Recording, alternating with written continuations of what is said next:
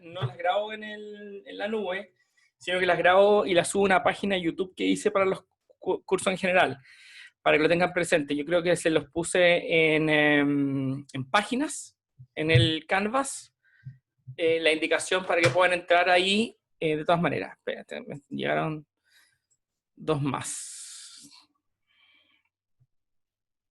¿Todos escuchan bien o hay algún problema técnico que deba yo saber?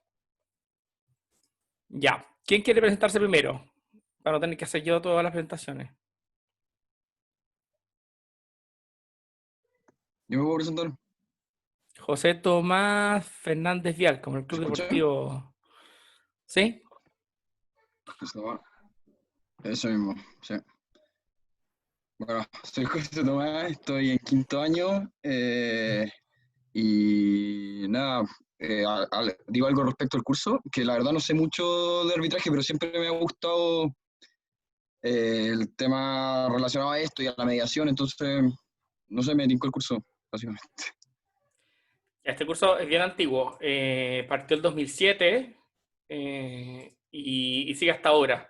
Ha tenido algunos años que no se ha dado, pero más que nada es porque o se reprograma o son dos semestres seguidos o hemos tenido cambios en la cantidad de alumnos. Antes el curso era bien chiquitito. Ahora la facultad nos pidió que fueran más grandes, a 30, entonces un poquito incontrolable. Y además en régimen bimestral. ¿Ha trabajado antes, José Tomás? Procuré un año de mitad de tercero a mitad de cuarto. Ok. No, perdón, mitad de cuarto a mitad de este año. Perfecto. Sí. ¿Quién más quiere presentarse hoy? Yo puedo, profesor. ¿Quién? Porque no veo, ahora estoy viendo como un Consuelo. puro cuadrito. Consuelo Sofía Aravena. Cuénteme, ¿qué curso está? Me llamo Consuelo, estoy en cuarto año. En el cuarto año, segundo semestre, cuarto año. Perfecto. ¿Ha trabajado antes?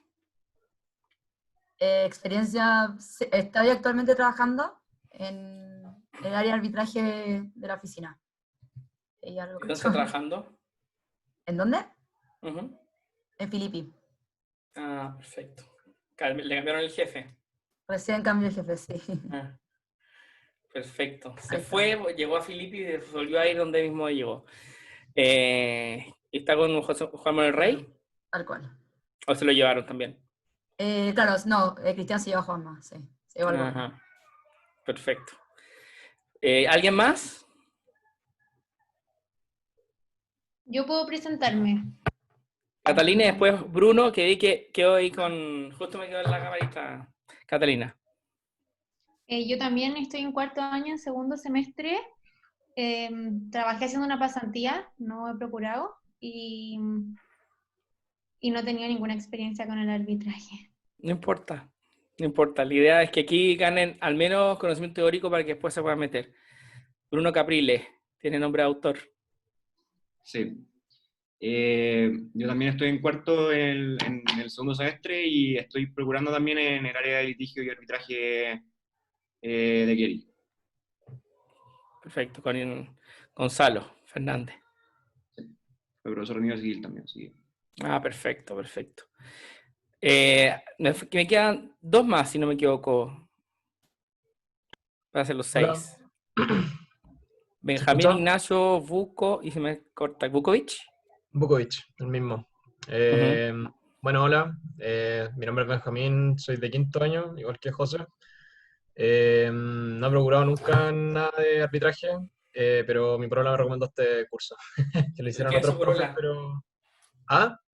No, pero lo tuvo Sofía y Arroel, que lo hicieron el primer semestre de este año. Ah, pero ese es el que hace Germán. Claro. O sea, perfecto. O sea, Sí, Ovalle. Gerard. Tengo recomendado. Claro. Está más enfocado a la parte práctica en arbitraje internacional. Sí. ¿Y un último voluntario? Bueno, yo. Hola, me llamo Nicolás Neut, también estoy en cuarto año. Procuré un año en el área corporativa, pero igual me tocó ver cosas de arbitraje y me tincaban mucho y por eso tomé el ramo. Ya, y les voy a hacer una pregunta a los 6 que hablaron, que más o menos para conocerlos mejor. ¿Por qué entraron a estudiar Derecho? Primera pregunta. Y segundo, ¿por qué quieren ser abogados? Porque es distinto cuando uno quiere entrar a cuando uno va a salir. Porque hay gente que quiere ser abogado para terminar nomás.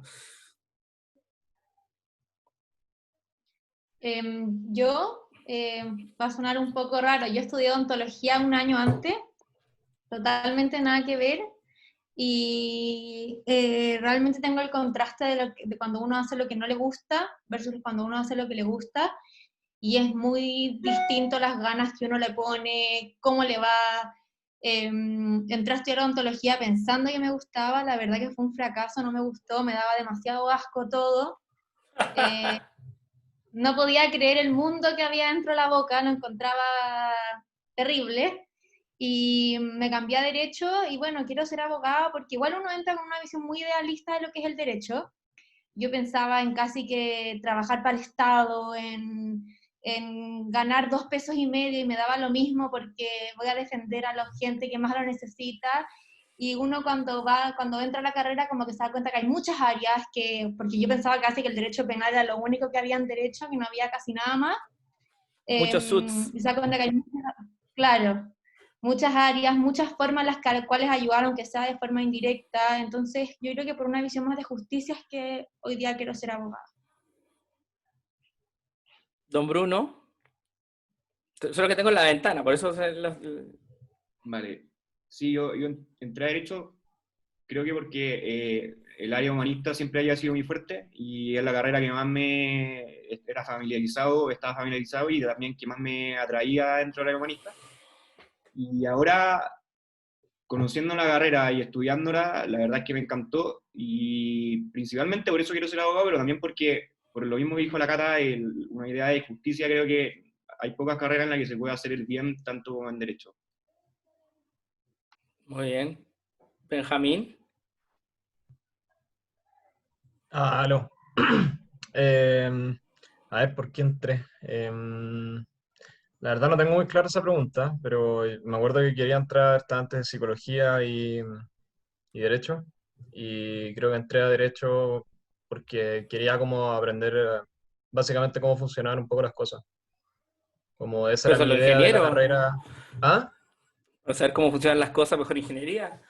O sea, no como las cosas como concepto, como abstracto, pero como en general, no sé cómo funcionan la sociedad básicamente. Y creo que igual respondí un poco mi pregunta, pero no tan plenamente. ¿Y por qué quiero ser abogado? No sé, me lo pregunto todos los días. Pero he resultado ser bueno en ello, más o menos. Trabajé, igual lo pasé bien, pero la verdad no podría responder esa pregunta. Lo importante es que haga lo que les guste.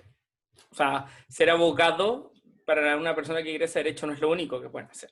El profesor que decía que la facultad se dividía en 3 tercios, primer año más bien.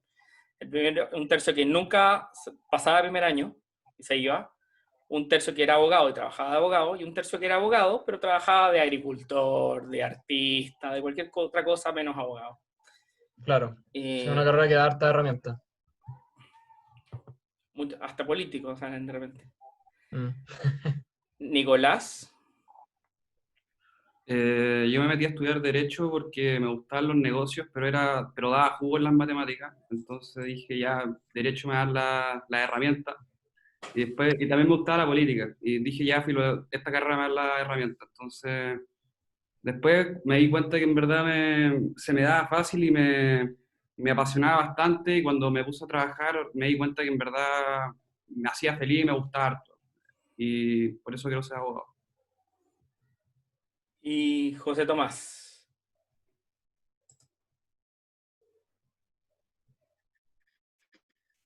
Sí, mi internet creo que está un poco malo porque estoy escuchando todo muy entrecortado, pero ¿me escuchan? ¿Sí? ¿Se escucha? ¿Sí? Ah, ya. Perfecto. Nada, y un poco lo mismo que han dicho algunos, que no sabía muy bien qué estudiar cuando entré. De hecho, entre estas típicas carreras como comercial o derecho, y al final elegí derecho porque había menos números.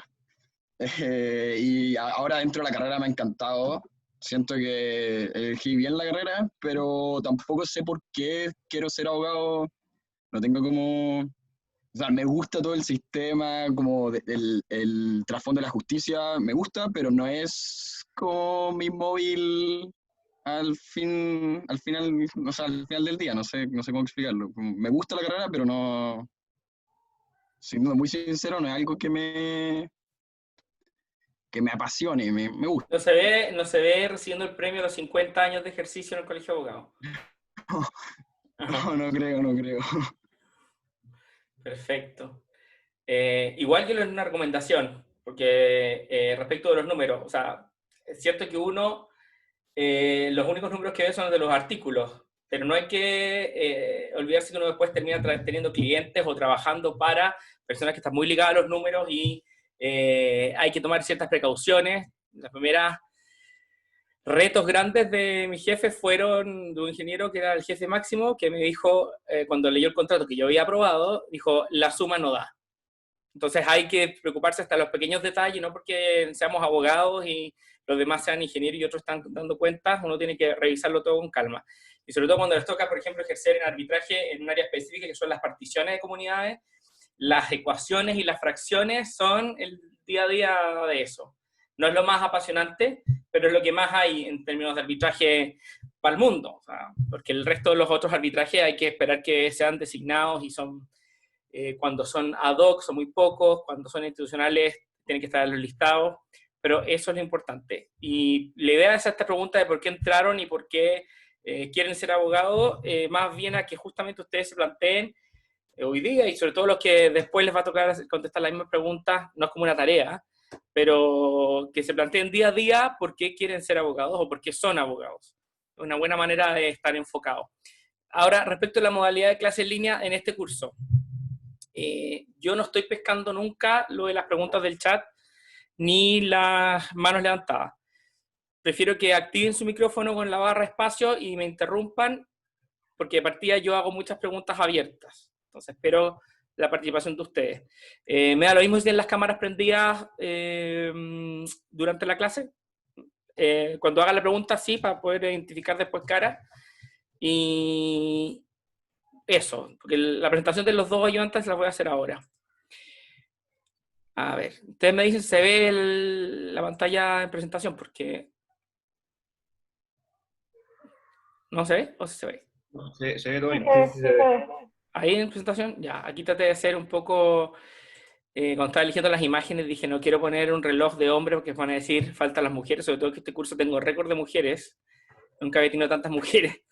Y es algo que hoy día se está viendo cada vez más en arbitraje. Nosotros estamos haciendo siempre lo más común es una convención internacional que se hace en noviembre, que este año no va a ser, en Miami, y cada día se ven más mujeres, sobre todo mujeres jóvenes entrando arbitraje.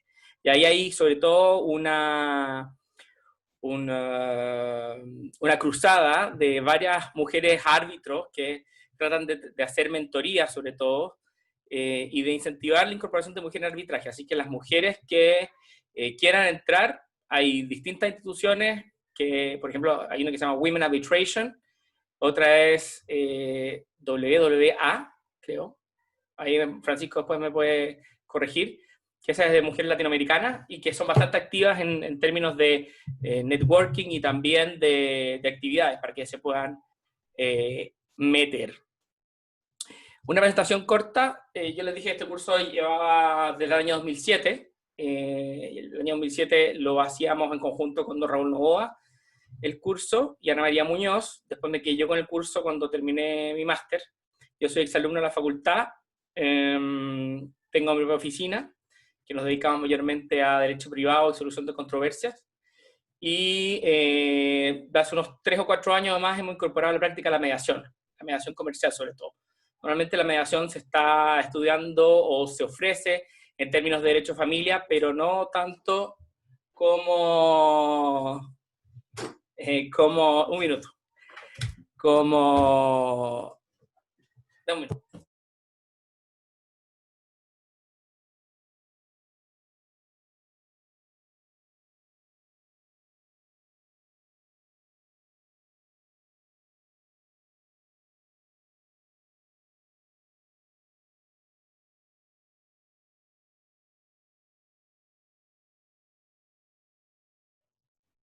Perdón. Niños. Entonces, y nos estamos dedicando también al área de mediación en materia de derecho privado y comercial. Después tengo 2 ayudantes, para que no me acusen también de discriminación. El año pasado tuve 2 mujeres, este año tengo 2 hombres, para ir rotando. Los 2 son exalumnos de este curso en distintas instancias. El primero que le puse el cargo de instructor para hacer la diferencia es Francisco Sepúlveda, que por ahí salude, Francisco, que es mejor que se presente él mismo. Francisco. Hola a todos, ¿me escucho? Te escuchas. Perfecto. Bueno, mi nombre es Francisco Sepúlveda, encantado de poder ser ayudante del curso. Yo fui alumno del profesor en el curso de arbitraje hace varios años. De hecho, creo que fui la segunda generación que fue con el profesor a competir por la competencia de arbitraje comercial internacional que organiza la Universidad de Buenos Aires con la Universidad del Rosario. Fuimos a Bogotá y bueno, desde ahí es que partió mi fascinación por el arbitraje. Le ofrezco toda mi ayuda para lo que yo pueda contribuirles. Yo soy exalumno de Derecho UC y también estudié un máster en International Legal Studies de la American University en Washington con especialización en arbitraje internacional. Estuve trabajando en el CIADI y actualmente soy abogado del estudio Sepúlveda Figueroa.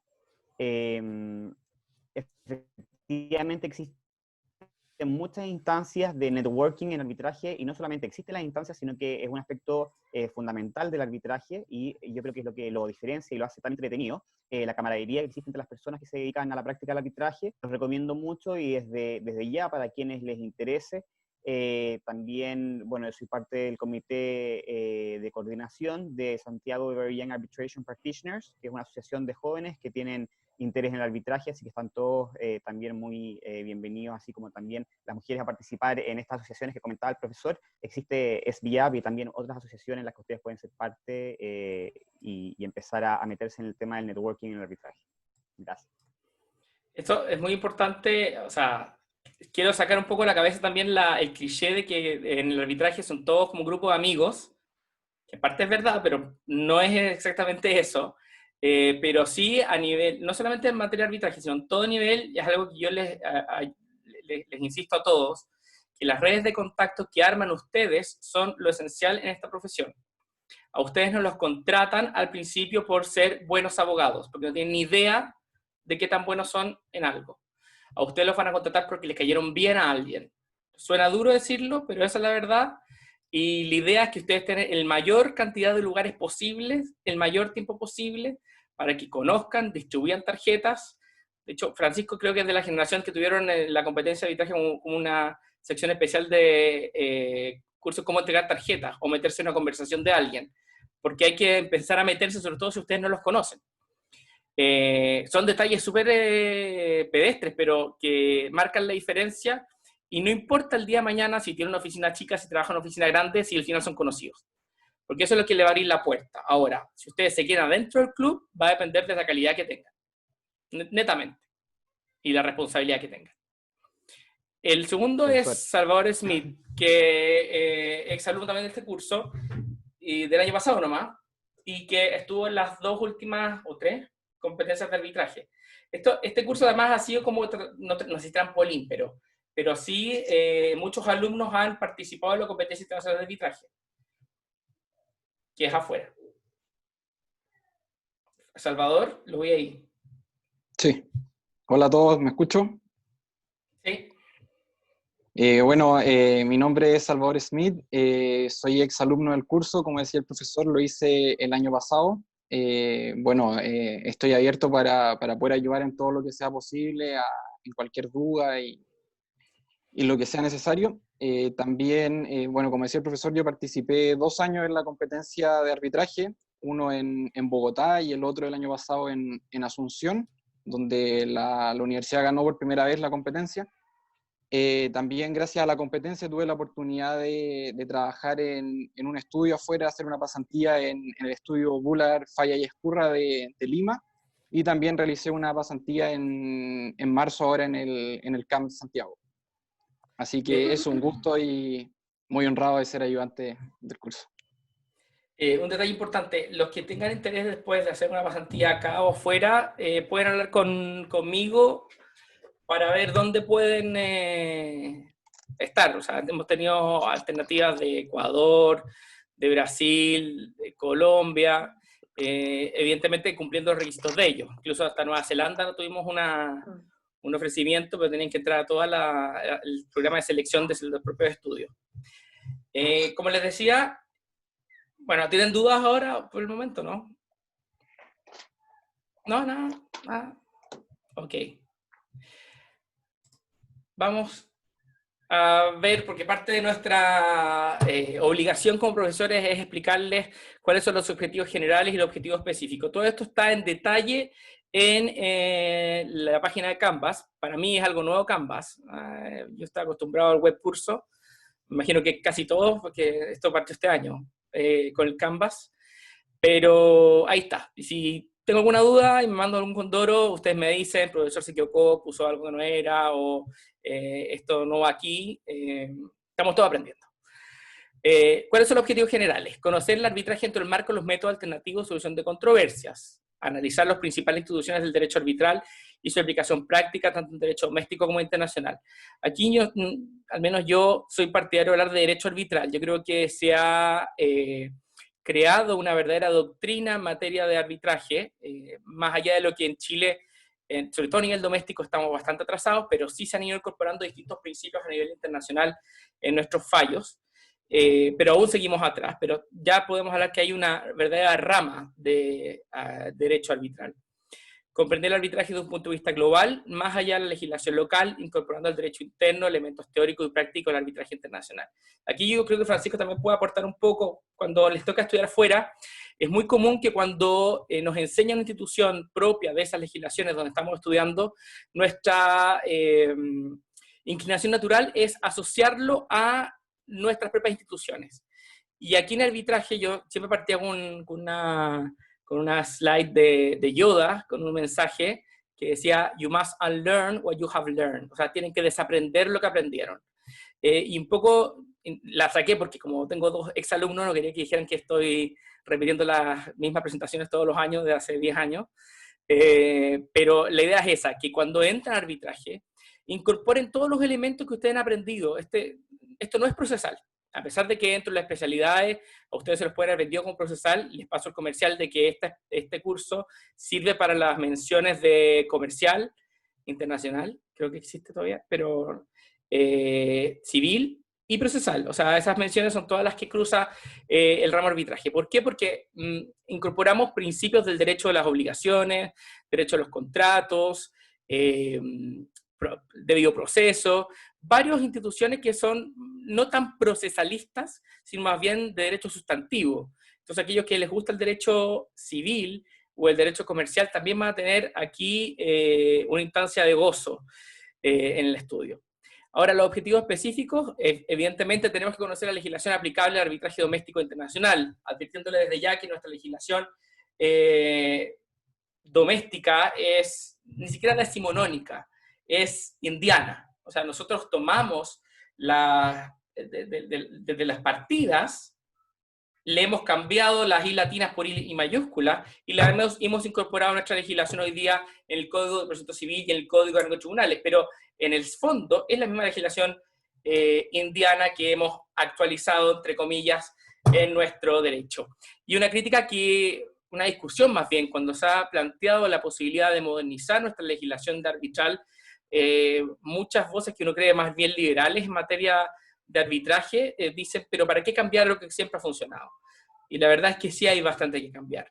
Nuestro sistema es demasiado formalista, demasiado procesalista. Hay instituciones que de verdad no se justifican para nada, teniendo al lado un mastodonte como es la Ley de Arbitraje Comercial Internacional, que es bastante más liberal, más libre, y que sencillamente soluciona más cosas que obstaculiza.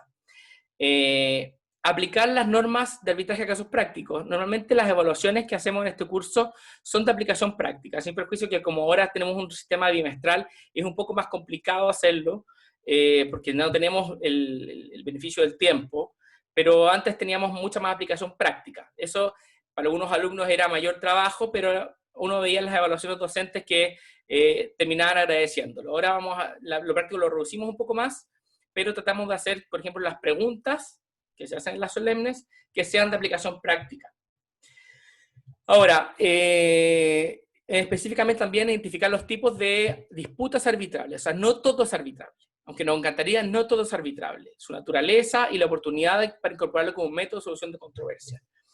A pesar de que en principio cualquier asunto de derecho privado podríamos decir que como es transigible y son derechos disponibles, podríamos arbitrar con él, en nuestra lógica de abogados, por muy fan que seamos del arbitraje, tenemos que tener presente que no podemos imponer a nuestros clientes un arbitraje para un juicio que va a tener una escasa cuantía.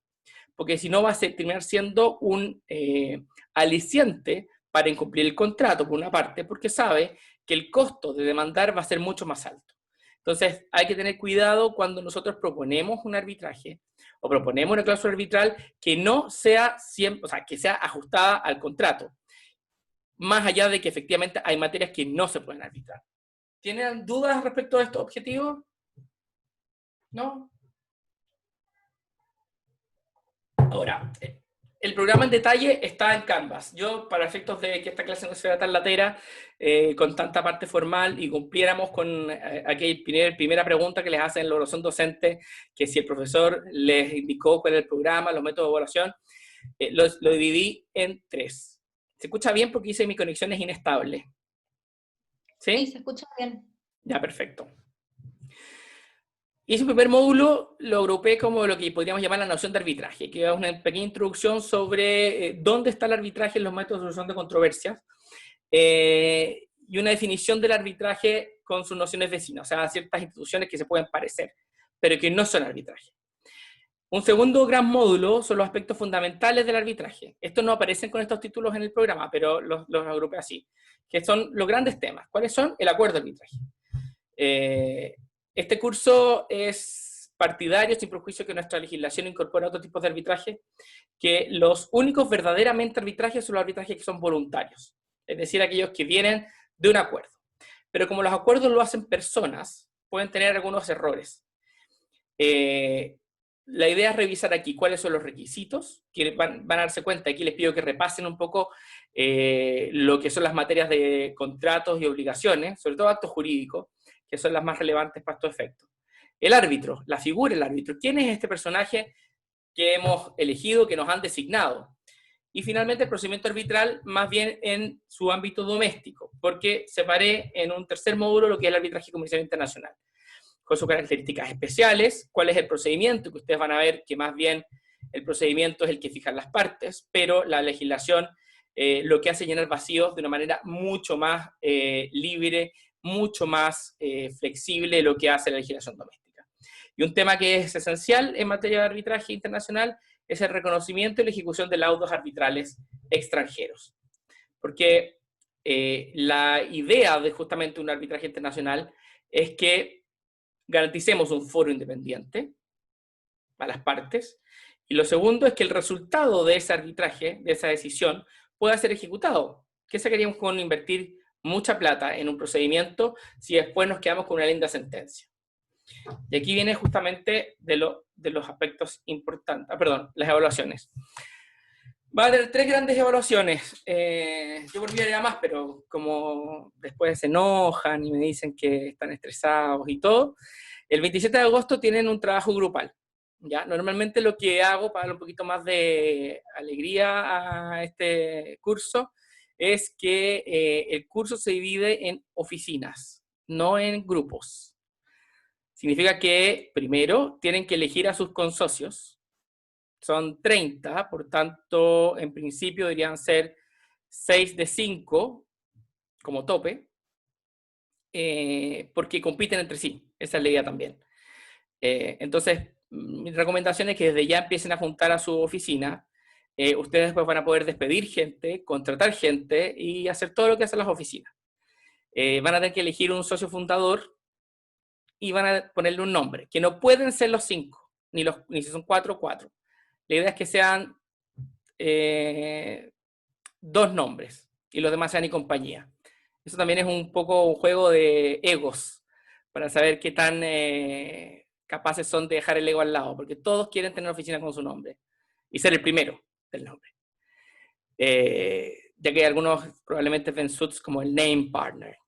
El 15 de septiembre va a tener una solemne oral, que el contenido va a ser el material de clase, y el 9 de octubre su examen oral, que también va a ser material de clase, con la evaluación que tienen ahí, justamente.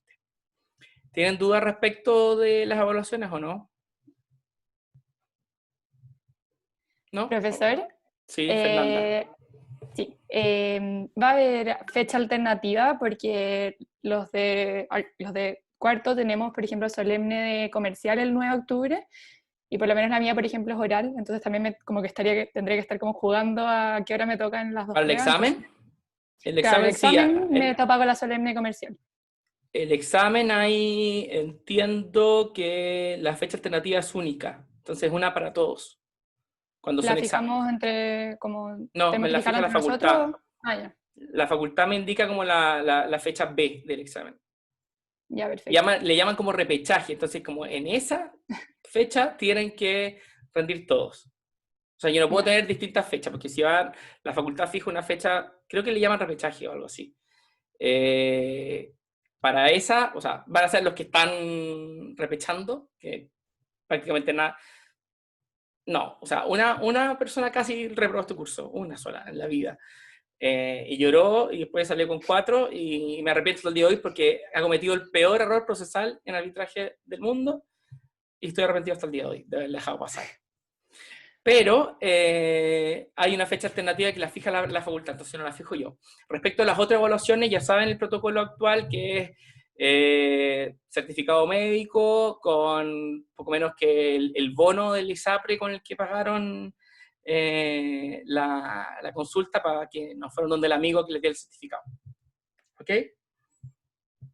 Entonces, esa fecha, o sea, ¿usted la sabe o...? No, me la dicen al final, porque lo que hacen ya. es coordinar justamente eso. Ya, muchas Pero gracias. más adelantito en el curso, ideal que me lo recuerde, Fernanda, para yo estar justamente viendo cuándo me lo van a, para que no se den encima, porque después me va a decir probablemente, es que tengo tope con otra. ¿Qué pasa? Pasa. Vamos entonces a entrar de lleno, y aquí les voy a pedir su participación. A ustedes ven aquí 2 alces peleando, y yo les abro el micrófono a preguntarles cuáles son las causas que ustedes encuentran del conflicto. Primero, ¿qué es lo que entienden ustedes por conflicto?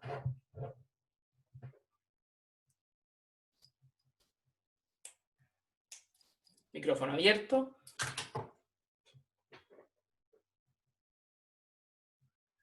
¿Alguien sabe lo que es el conflicto?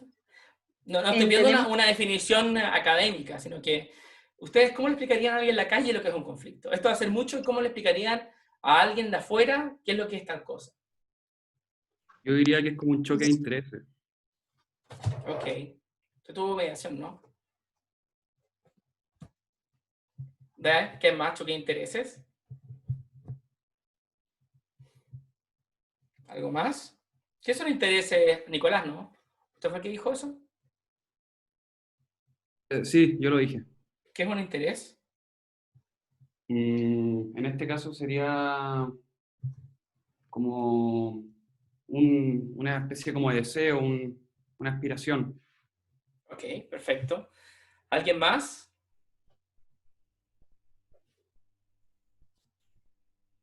Cuando ustedes pelean con la polola, pololo, significant other o lo que sea, ¿qué es lo que es eso? ¿Un conflicto?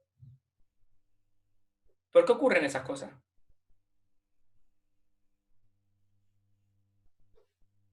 Hay una contraposición de postura y que en el fondo necesitan llegar a un acuerdo, ya sea cada uno cediendo o cediendo uno en su totalidad.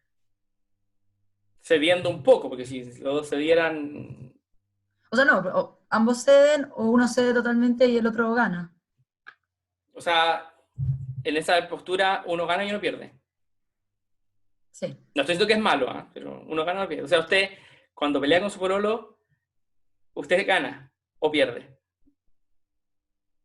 o sea, por el hecho de pelear pierdo, ya estoy perdiendo, pero eventualmente, dependiendo de cuál de las dos posturas, porque como dijo, siguiendo un poco lo dijo Nicolás, hay una contraposición de postura o de intereses o de expectativas, eventualmente alguien va a ver frustrada su expectativa.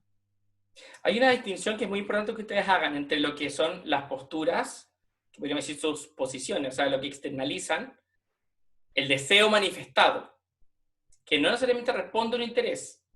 Es muy importante hacer esa distinción, porque cuando ustedes están discutiendo o en una mesa, por ejemplo, alguno habló de la mediación, el mediador tiene que lograr que las partes saquen afuera cuál es el interés. Porque ustedes van a ver un sí y un no. Pero ¿por qué sí y por qué no? Es la gran pregunta. Ese es el interés que está detrás justamente de todo conflicto. Y los conflictos también puede ser un poco teórico, pero los conflictos tienden a ser más bien internos. ¿Cómo internos? ¿Verdad? Ustedes pueden estar en conflicto con alguien sin que la otra persona sepa. ¿Cuántos tienen polola? No quiero hacer sesgo de género, por favor. Pero ¿cuántos tienen polola? Cuando dicen, ¿qué te pasa? Nada. A lo mejor, o sea, el pololo no tiene idea de qué está pasando, y a lo mejor la polola está enojada por algo que ni siquiera es cierto. Es una percepción. Tienen que considerar que el conflicto, por ejemplo, cuando estoy en vivo es mucho más fácil. Si yo tomara el sacapunta de Olma, nadie usa sacapunta, el lápiz de Consuelo, y digo, este lápiz es mío. Y ella me dice, sí, es suyo. Hasta antes de tomar el lápiz yo pensaba que Consuelo me lo había robado. Yo estaba en conflicto. Sentía, en esa situación, sentía que había un peligro a una privación de un derecho propio, a mi lápiz. Pero ese conflicto dejó de existir tan pronto Consuelo me dijo, sí, el lápiz es suyo. Ya no hay conflicto. ¿Me entienden? Esa es una percepción que tienen que tener presente. Esto es más bien técnico, porque vamos a hablar de método de solución de conflictos o de controversia. Pero cuando se externaliza, estamos frente a una disputa, a un litigio, pero cuando un conflicto puede ser interno y ni siquiera ver una otra parte que esté enfrentada a mí, sino que es una percepción interna de un peligro hacia un bien jurídico o son un bien a un derecho que es propio y que yo siento que puede salir perjudicado.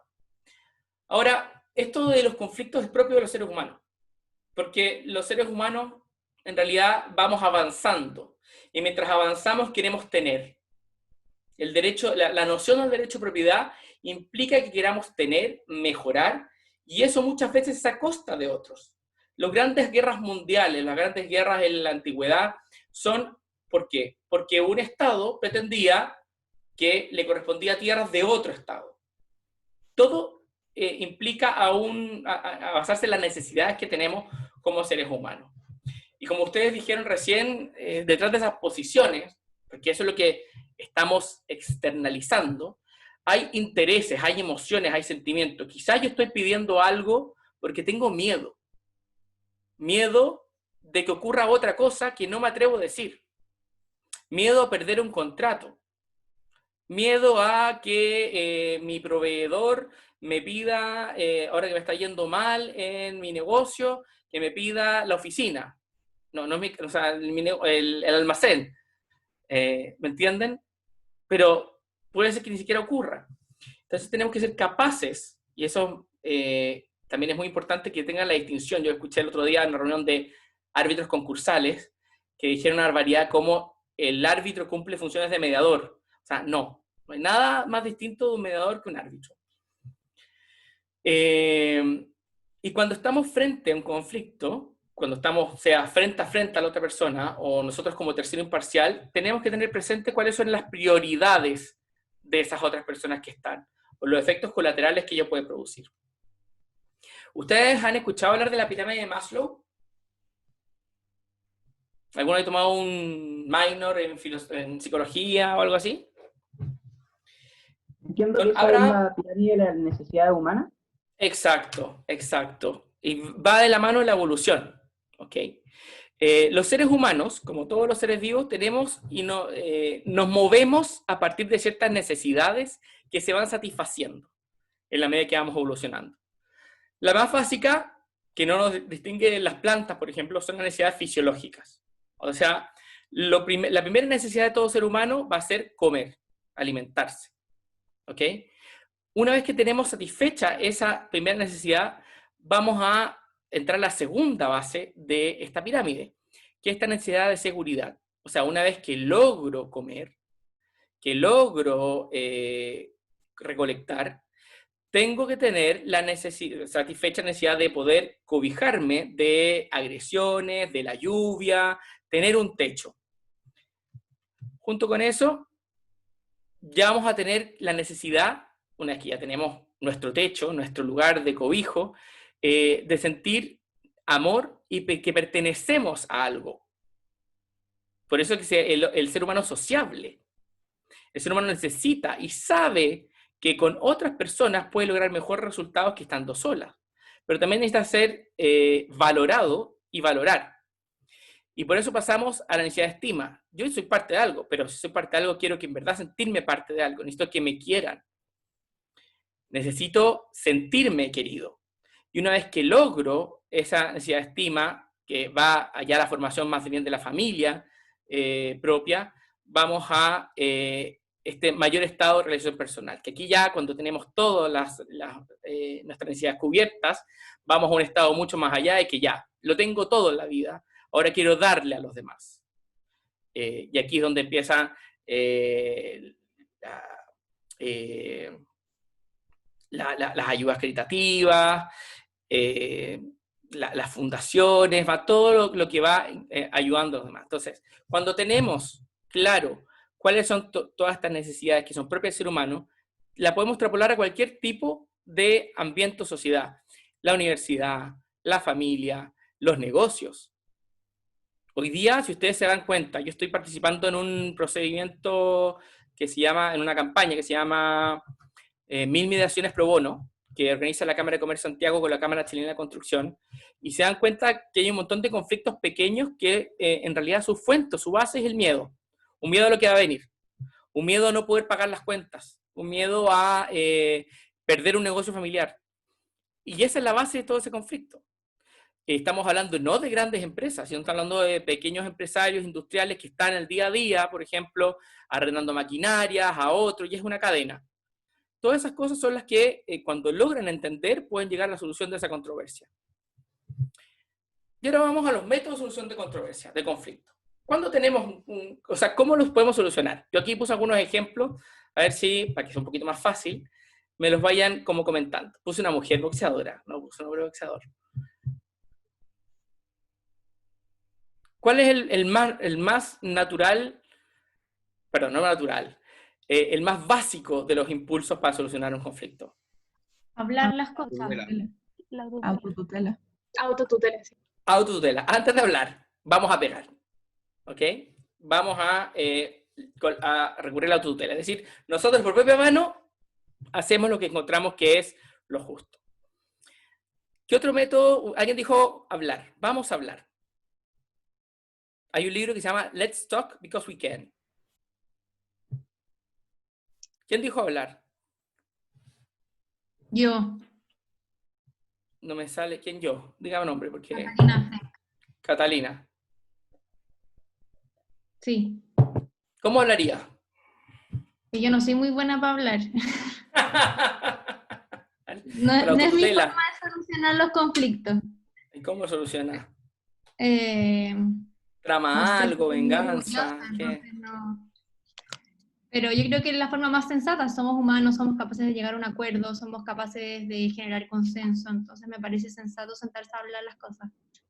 Cuando estamos justamente conversando tete a tete, cabeza a cabeza, estamos en una negociación, no hay un tercero. Estamos directamente los involucrados negociando. Estamos planteándonos primero, en una primera etapa probablemente nos vamos a plantear estas posiciones. ¿Qué es lo que queremos cada uno? ¿Qué es lo que queremos lograr de cada uno? Y ahí parte de la negociación, diría que la palabra clave cuando usted está negociando, cuando alguien les dice quiero esto, es preguntar ¿por qué? Es tan sencillo como eso. ¿Por qué? Solamente es entender lo que hay detrás de ese pedido. Basta con eso. No digo que con preguntar por qué ya están solucionados, sino que pueden llegar a muchos más diciendo por qué sí, que es la típica respuesta de quien no quiere avanzar. Después, el tercer cuadrito, sale un señor con cara de paz y dos señores que están enojados. ¿Qué les dice esa imagen? Mediación. Mediación. Pero tiene un adicional, que es la conciliación. Y esto es muy importante que también lo entiendan. Nosotros entendemos la conciliación únicamente en un aspecto procesal, que es de hecho es calificado por la ley como un trámite necesario y esencial. Es decir, después de que se acaba el periodo de discusión en los juicios, el juez nos llama a conciliación. Mediación y conciliación comparten algo, que hay un tercero imparcial. También en el arbitraje, también en la justicia. Pero el rol también es diferente. Normalmente en los métodos como la mediación y la conciliación, el mediador y el conciliador tienen una base común. Son imparciales y van a ayudar a las partes a negociar. Son un facilitador de la discusión, de la negociación. Se dice entonces que esto es una negociación asistida. Y si ustedes van a la definición legal de conciliación, en el Código de Procedimiento Civil, marca una diferencia. El conciliador, a diferencia del mediador, le da bases de acuerdo. Es decir, mire, usted pide esto, de acuerdo a lo que ustedes han discutido, lo que podría ser más justo es esta solución. En algunos sistemas, esa conciliación, el acta de conciliación, esa propuesta tiende a ser obligatorio. En el caso nuestro es una propuesta que hace el juez. En general, las conciliaciones, la de gran diferencia con la mediación es que el conciliador les va a proponer bases de acuerdo, la mediación no. Y lo importante acá, la conciliación la tenemos un poco mal vista hoy día en Chile. ¿Por qué? Porque desde que se instauró ha sido mal llevada. Nunca la ha hecho un juez prácticamente, salvo los procedimientos nuevos, eso hay que decirlo, en familia y en laboral. Pero en civil se deja en manos del actuario, que se limita a decir, ¿han tenido la oportunidad de conversar? ¿Existe la posibilidad de acuerdo? La gente no se mira y dice, no, seguimos entonces, y nos vamos a la prueba. En el caso de la mediación es un proceso, o sea, no es llegar, sentarse, estar al medio, decir, quiero un café, ¿qué es lo que pide usted, qué es lo que pide usted?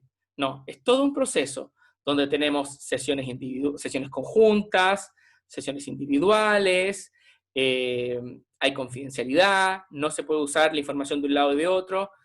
Entonces, también no crean, y ahí también entra mucho la mano la formación que tengan los mediadores, porque hay mediaciones que son totalmente inútiles, como las de salud privada. Ahí llegó muy atrasado. Que justamente es porque no tienen la formación. Luego, el cuarto espacio, ¿qué es lo que es? Un juicio. Sí, esto es propiamente un tribunal oral, porque hay 3 jueces. Podría ser una corte de apelaciones también, pero pinta más a tribunal oral. Exactamente, tenemos los tribunales. Aquí la diferencia es que cuando hablamos de métodos, y aquí les hago el énfasis, normalmente hablamos de métodos alternativos de solución de controversias. Alternativos en relación a los tribunales. Después se llamaba métodos amistosos o amigables de solución de controversias. Pero hoy día la tendencia actual es hablar de métodos apropiados. Porque como yo les dije hace un rato, no porque nos guste el arbitraje vamos a poner arbitraje a todo. No porque nos guste la mediación vamos a poner mediación a todo. O sea, para cada conflicto hay un método apropiado. Que pueden ser los tribunales, puede ser la negociación, puede ser la mediación, puede ser distintas combinaciones que los que quieren profundizar pueden revisarlo más adelante en lo que yo les incorporé en los archivos. Pero lo que sí tenemos es que en los tribunales, a diferencia de la negociación, mediación y la conciliación, y que esto lo comparte con los tribunales arbitrales, aquí no hay ganadores a medias. Aquí se ganó o se perdió. Y esto es esencial. Aquí no hay la posibilidad de agrandar la torta. Aquí la torta se partió y nunca más la pudimos recomponer. Entonces llegar a un tribunal, a mí me gustan litigios en general, porque me parece que es la oportunidad de estudiar al máximo los temas. O sea, si ustedes ven mis escritos, son con bastante doctrina, con bastantes fallos, justamente para que nuestra teoría del caso esté bien apoyada. Pero sí es cierto que o ganamos o perdemos todo. Y el arbitraje. Vamos a lo que podríamos llamar una noción de arbitraje. Si ustedes, ahí algunos que tuvieron la vista más aguda lo habrán visto. Si ustedes salen a la calle y dicen, tomé el optativo de arbitraje, ¿qué es lo primero que les va a venir a la mente? A la gente que está con ustedes, que no es abogado. Un árbitro de fútbol. Un árbitro de fútbol, efectivamente. ¿Y por qué? Porque es un tercero que resuelve las controversias que se suscitan entre los jugadores y que le pone falta, etc. ¿Pero la pone falta porque se le ocurre? ¿Cuándo es una falta? Según los reglamentos del deporte respectivo. O sea, aplica una ley. La ley del fútbol, ¿verdad? Yo le pregunto a alguien más, para no tener que empezar, porque me salen los mismos en las mismas caritas, así como...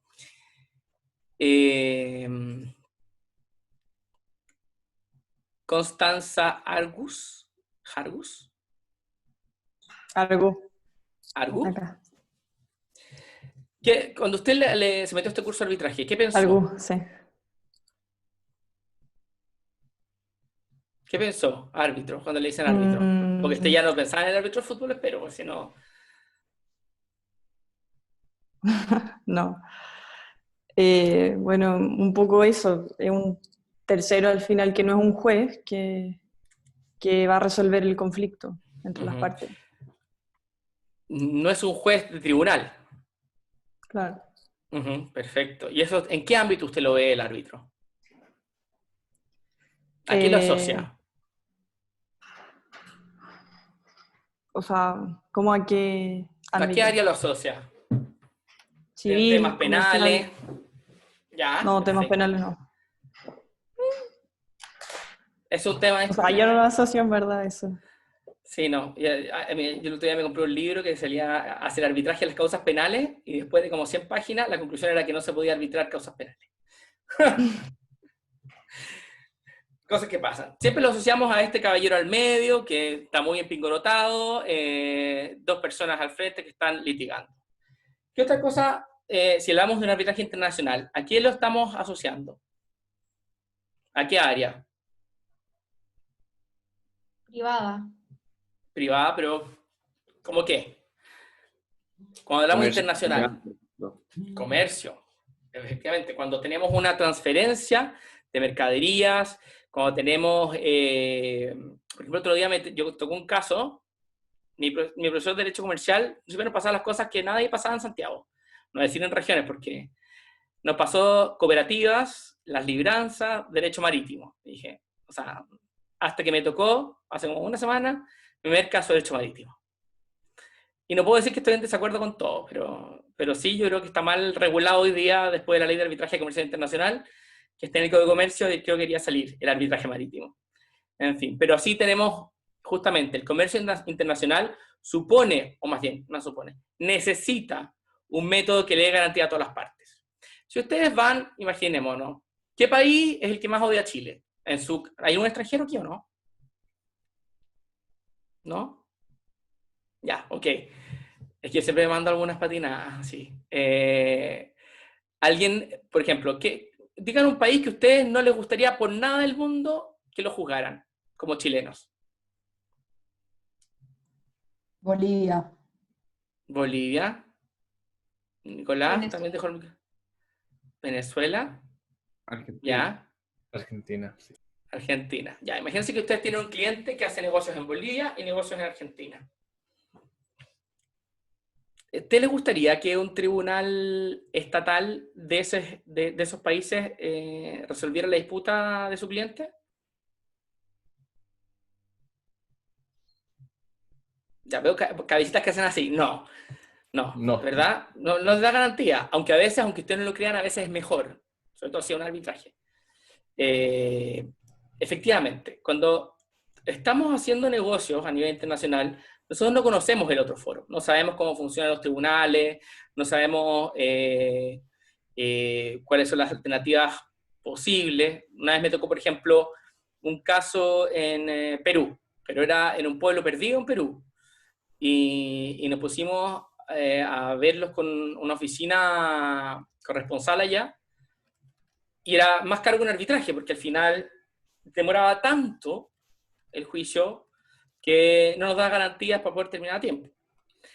Entonces, el arbitraje tiende a ser el mecanismo de solución de controversias a nivel internacional. Hay varias variables que ustedes tienen y van a conocer acá. Por ejemplo, cuando ustedes dicen, tengo un arbitraje con sede en París. ¿Ok? Imagínense que son una parte chilena con una parte argentina y tenemos un arbitraje con sede en París. En los hechos, ¿qué significa? Consuelo, Aravena, ya que trabaja en Filipi. Que el tribunal será allá. O sea, el tribunal va a estar formado por árbitros franceses. Ajá. Francisco Sepúlveda. Sí, sí, ¿o no? Depende. O sea, puede ser que elijan algún tribunal o árbitro de la nómina de la Cámara de Comercio Internacional o otras instituciones parecidas. Qué bueno que dijeron todo eso, porque es lo que uno tiende a pensar cuando recién parten esto. Ustedes pueden tener un arbitraje. A ver, lo primero, cuando tienen una contratación internacional. Entiendo que ya no es obligatorio internacional privado. ¿O sí? ¿No? Sí, sí, es obligatorio. Ya. En contratación internacional, ustedes pueden establecer como ley aplicable a su contrato cualquier ley. Cualquier ley. Incluso no ley, que sea derecho. ¿Y por qué hablo de ley y no de derecho? Don Francisco Sepúlveda. A veces aprendió con el profesor o en su estudio afuera. ¿No me escucha, Francisco? Es que a ver si estoy como pegado. ¿Por qué ¿Me escuchan? Sí. ¿Por qué se habla de derecho o no de ley?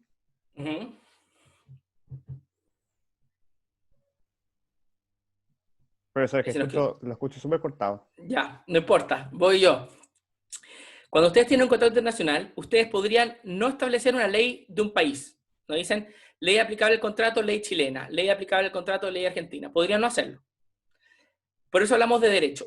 Hay, por ejemplo, ciertos cuerpos jurídicos que no son leyes formales, como ustedes las conocen. O sea, no emanan de un órgano legislativo, como un Congreso Nacional o un presidente. Esos son recopilaciones o son acuerdos internacionales. Por ejemplo, el más común para materia internacional son los principios UNIDROIT. Doña Constanza Argou. UNIDROIT, ¿qué significa? ¿Unificado? Derecho unificado. Exactamente. Es una unificación de derecho. Porque ustedes saben que hay dos grandes como áreas, o dos grandes grupos, sin prejuicio, que está la Sharia, que es el derecho musulmán, de derecho, que es el derecho común, el common law, de los países anglosajones, y lo que llamamos derecho civil, que son nuestros países codificados. Ciertamente la manera o la legislación de cada uno no tienden a ser los usos de manera compatible. Por ejemplo, el otro día tomaba un curso, y aquí Francisco debe ser más ducho, sobre la retractación, de acuerdo a la legislación de Estados Unidos, es distinta a nuestras circunstancias de oferta y aceptación en Chile. Entonces, ¿qué es lo que hacen? Establecen un cuerpo común, que podríamos decir de consenso. Entonces, estos señores de la UNIDROIT establecieron los principios UNIDROIT sobre el derecho a los contratos. Ustedes los pueden buscar, en todo caso, en su carpeta de archivos, dice leyes, reglamentos, etc. Ahí están los principios UNIDROIT, que vienen a ser como estos mínimos comunes en materia de cumplimiento de contratos. ¿Qué hacer cuando una parte está en mora? ¿Qué hacer cuando una parte se le aumentan los costos, lo que se llama hardship, y se hace excesivamente oneroso?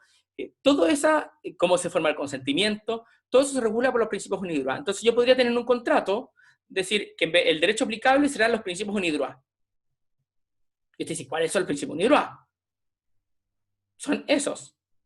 O decir, por ejemplo, la lex mercatoria. La lex mercatoria, no hay un código de lex mercatoria, no es como los monos animados donde salía un código grande así que sea lex mercatoria escrito como en piedra, no. Es un conjunto de reglas de costumbres mercantiles que, si ustedes ven los principios UNIDROIT, en la introducción dice, cuando diga que va a ser lex mercatoria, se entenderá que son los principios UNIDROIT. Incluso podrían no decir qué ley es aplicable y los árbitros son los que tienen que decidir qué ley es la aplicable. Entonces, cuando hablamos de ley aplicable o derecho aplicable en contrato internacional, es bastante amplio. Lo que ustedes tienen que tener mucho cuidado con otro factor, cuando están en contratación internacional.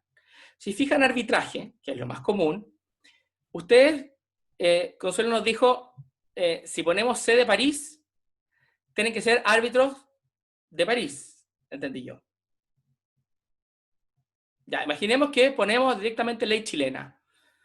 ¿Pueden ser los árbitros todos franceses?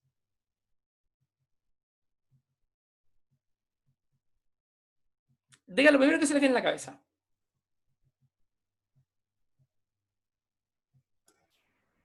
Yo creo que sí, pero no van a tener conocimiento de las normas chilenas.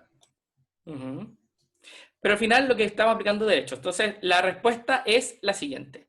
Cuando ustedes tienen arbitraje internacional, no significa que van a ser de la nacionalidad de la ley aplicable. Si, por ejemplo, ponen ley chilena, al contrario, puede ser de cualquier nacionalidad. Lo primero que tienen que tener presente. Si ponen sede en París, puede que ni siquiera pisen París.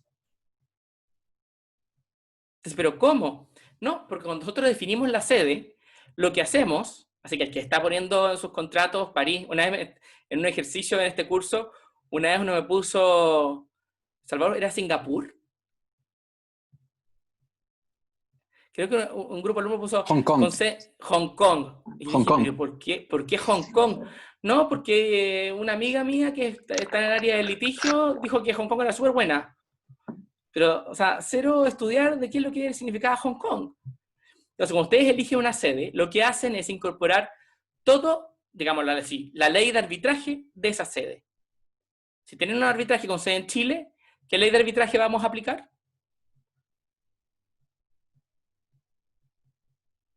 La chilena. La chilena, la 19971. ¿Ok? Si tenemos un arbitraje con sede en Argentina, ¿qué ley de arbitraje vamos a aplicar? La ley argentina sobre arbitraje. La ley argentina, exacto. Y eso implica también varias cosas. Están fijando cuáles van a ser sus tribunales de apoyo, porque el principio fundamental en el arbitraje internacional es que los tribunales estatales no se meten. No intervención. Ese es el principio fundamental. ¿Se fijan la diferencia con el arbitraje interno? ¿O la idea que tienen de arbitraje interno? No se meten salvo en ciertos casos puntuales. Auxilio. ¿Qué significa el auxilio? Medidas precautorias, por ejemplo. Designaciones de árbitros, en caso que no haya posibilidad de acuerdo. Para recurrir de las decisiones de los árbitros referidas a su propia competencia. Y para fijar el recurso de nulidad, que es el único recurso que se acepta en arbitraje internacional. Recurso, o algunos también le llaman acción de nulidad, que es con causales muy específicas. Entonces, cuando ustedes designen un tribunal, una sede, no piensen que por eso van a terminar viajando, no, pueden que ni siquiera viajen. Entonces, es importante esto para justamente sus nociones. Y yo creo que algo que es bien común es pensar en los grandes centros. Alguien dijo, vamos a la Corte Internacional de París. No, en realidad no es la Corte Internacional de París. Es la Cámara de Comercio Internacional. La Corte Internacional de Arbitraje de la Cámara de Comercio Internacional. La CCI, yo le digo CCI porque así lo aprendí. Pero aquí ciúticamente dicen ICC. Tiene el CAM Santiago, que tiene el Servicio Internacional, y el Centro Nacional de Arbitraje, que hasta donde yo sé no tiene internacional, pero puede que me equivoque. Pero son como los grandes centros. A nivel internacional está la CCI, está ICDR, que es la rama internacional de la AAA, la American Arbitration Association, está el CIA, la Corte de Arbitraje Internacional de Londres, que a mí personalmente no me gusta porque cobran por hora. Está la Cámara de Comercio de Madrid, y así hay muchas otras. Cuando hablan de la Cámara de Comercio de París, tengan la salvedad que la Cámara de Comercio de París es otra cámara. Y hay muchos errores de cláusulas que dicen el reglamento de la Cámara de Comercio de París, que la CCI tenga su cuartel general en París, no la hace la Cámara de Comercio de París. ¿Ok? Y tampoco significa que se lleve en París. No es sede de París.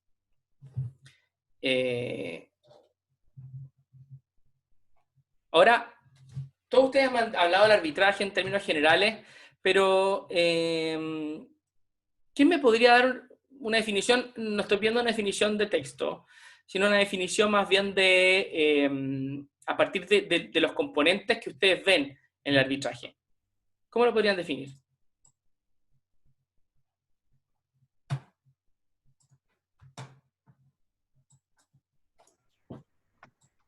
Básicamente como un medio alternativo de solución de conflicto. Francisco.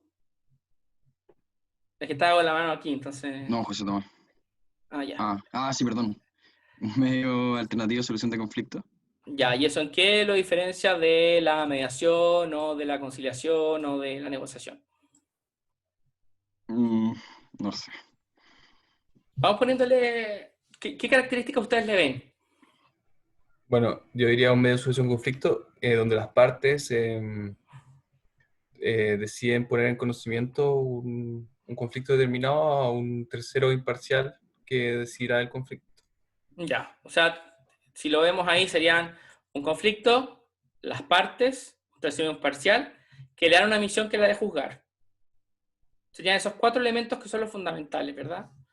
Si nos vamos a las definiciones más clásicas, que era de mi profesor de mi máster, es el arbitraje es una institución por el medio del cual un tercero soluciona un diferendo que opone a 2 o más partes. Esto es muy relevante porque son 2 o más partes, en virtud de una misión jurisdiccional que le ha sido confiada por estas.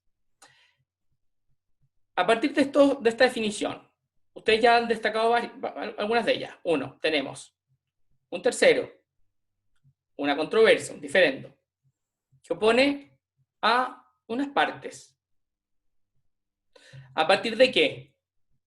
¿Cuál es la fuente de esa facultad? Puede estar en la ley, en el contrato, ¿no? Sí. La ley para los arbitrajes forzosos, pero yo solo voy a ver de manera separada porque para mí eso no es arbitraje, pero eso es una patinada mía. Hay muchos que dicen que sí lo es. ¿La cláusula arbitral podría ser, profesor? Sí, pero voy más allá. Un acuerdo. El acuerdo de arbitraje. Alguien dijo la cláusula arbitral es la voluntad de las partes. O sea, ya tenemos que la fuente del arbitraje, fuente natural y esencial, es la voluntad de las partes. Ahora, una pregunta que yo les planteo ahora, dentro de estos minutos que nos quedan. ¿El arbitraje existe porque lo reconoce la ley? Si no tuviéramos legislación de arbitraje, para ninguna. ¿Podríamos tener arbitraje?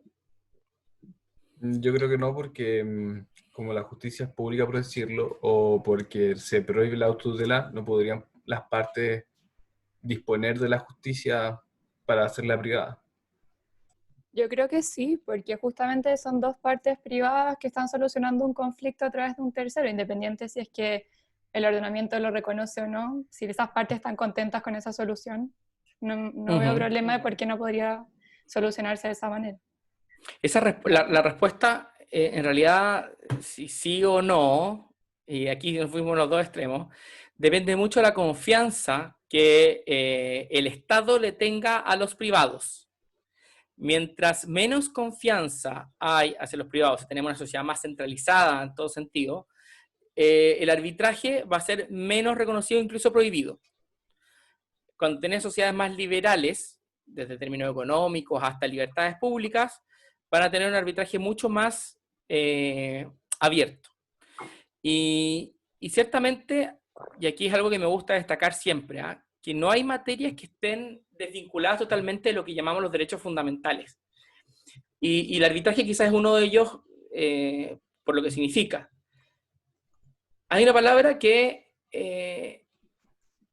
yo suelo decir que no hay libertad sin justicia. Y justamente la libertad es el principio básico y fundamental de todo ser humano. Y yo creo que así como tengo capacidad de decidir muchas cosas y de disponer de mis derechos que son disponibles, también tengo que ser capaz de poder elegir a quién me juzga y cómo me juzga, asumiendo la responsabilidad de esos actos. Porque no va a venir el Estado a arreglarme todas mis malas decisiones también. Porque también hay un viejo dicho que dice, el arbitraje vale lo que vale el árbitro. Como diciendo, un árbitro malo va a tener un mal arbitraje.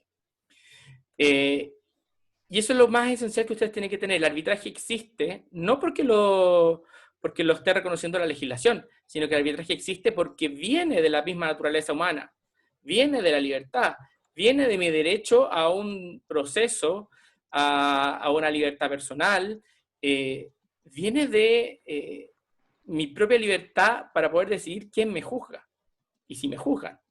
Siempre que, como les digo, no estemos hablando de materias indisponibles. Y ustedes se van a dar cuenta que, paradojalmente, contrario a lo que ustedes pueden creer, cuando en Francia ocurre la Revolución Francesa, el arbitraje tiene un auge. ¿Y por qué creen ustedes que tiene un auge?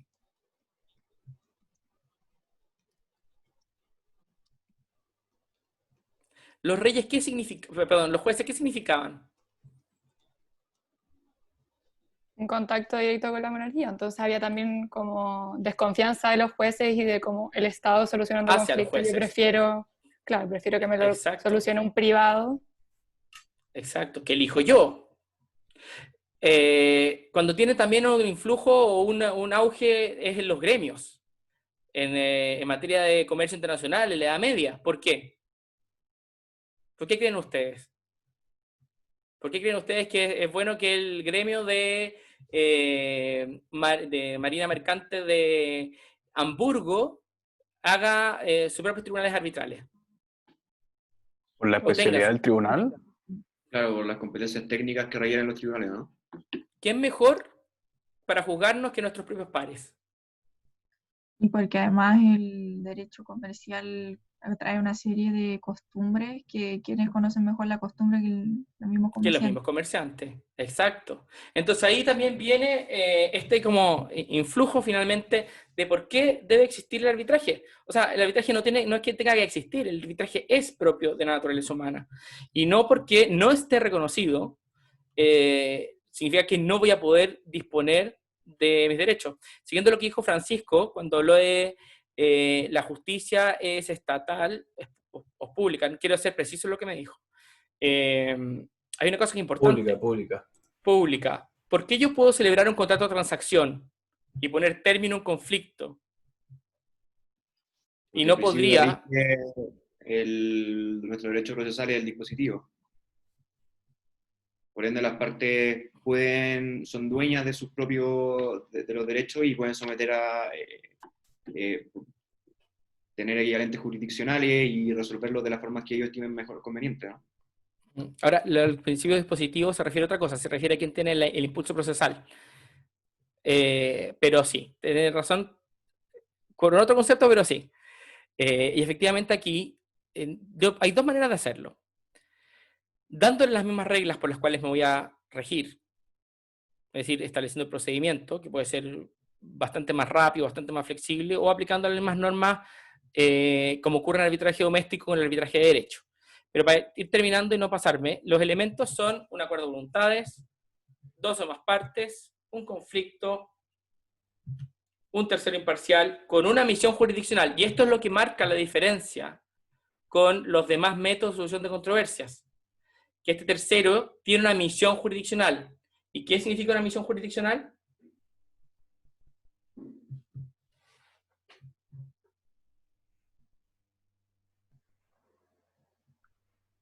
Aplicación de justicia. Tiene la facultad de aplicar, de decir el derecho, básicamente.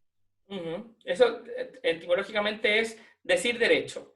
Entonces, cuando tenemos una misión jurisdiccional, significa que, conociendo los hechos, vamos a calificarlos jurídicamente para dar una solución en derecho, que puede ser en equidad, si es que hay un árbitro arbitrador, o directamente de acuerdo a la norma aplicable. Y aquí vamos a llegar porque se me acabó el tiempo. Entonces, nos vemos el próximo jueves a esta misma hora. Cualquier duda me la creo que me llegan por mail si ustedes las mandan por el Canvas, pero si no, me escriben al mismo mail que les puse en la parte de anuncios. ¿Ok? ¿Tiene alguna duda hasta el momento?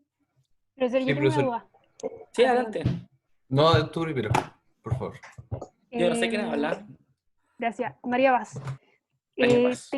Sí, no sé, no entendí bien si el grupo era de 5 o era de 6. Son 6 grupos de 5. Ah, ya, perfecto. Eso. Gracias. Le iba a preguntar, profesor, dos cosas. Uno, si el PowerPoint que nos está mostrando lo va a subir o va a estar disponible. Sí, pero normalmente los hago por semana. Ya. Para que no me queden cortados. Y la otra pregunta era si el arbitraje era un derecho inherente a la naturaleza humana, porque hay ciertos temas donde el arbitraje está prohibido. Porque justamente hay intereses superiores, por ejemplo, reglas o materias de orden público, que requieren que sean conocidos por tribunales estatales. Por ejemplo, materias de Estado civil. Yo no podría hacer un reconocimiento de hijo, porque tiene efectos para todo el mundo finalmente, y sobre otras condiciones, por medio de arbitraje. Lo mismo, por ejemplo, en materia penal. Recuerden, por ejemplo, no es arbitrable la acción penal. Es decir, la determinación del castigo ante una infracción de la ley, eso le corresponde íntegramente al Estado. Pero sí yo podría, y ahí es donde entra justamente la parte disponible, y la relación justamente está, yo puedo arbitrar respecto a todo lo disponible. La acción civil derivada del delito es arbitrable. Es decir, la determinación de la indemnización o lo que corresponda, yo podría justamente someterlo al arbitraje.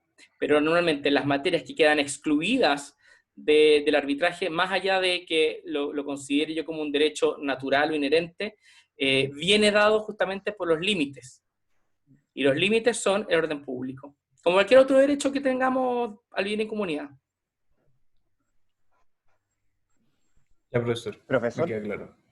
Don Francisco. No, solo quería comentar, si se escucha, solo quería comentar respecto a lo que estábamos hablando de la sede del arbitraje y el concepto de la deslocalización del arbitraje, sobre todo en materia internacional, que a mí, sobre todo cuando estaba ahí sentado en el curso como alumno, me parece un concepto que es bastante difícil y yo creo que son conceptos que van a quedar mucho más claros en la medida en que se vaya pasando la materia. Pero que en el fondo hay una sede del arbitraje que es un concepto más bien jurídico y que se van a ir, pero una cosa es que haya una sede del arbitraje y que eso implique una serie de consecuencias jurídicas y otra cosa es que el arbitraje terminado. Y la sede del arbitraje puede influir, como estaba señalando el profesor, en, por ejemplo, la ley chilena, si la sede del arbitraje en Chile es una ley procesal y que también es sin perjuicio de que las partes puedan determinar cuál va a ser la ley de fondo que va a resolver el conflicto. Entonces, es como que separar muchos diferentes elementos que son todos partes de la misma internacionalización y deslocalización del arbitraje.